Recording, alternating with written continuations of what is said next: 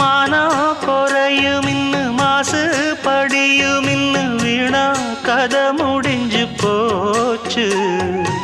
ஈசான மூலையில லேசான பள்ளி சத்தம் மாமன் பேர சொல்லி பேசுது. ஆறாத சோகந்தன்ன தீராம சேர்த்து வச்சு ஊரும் சேர்ந்து என்ன ஏசுது.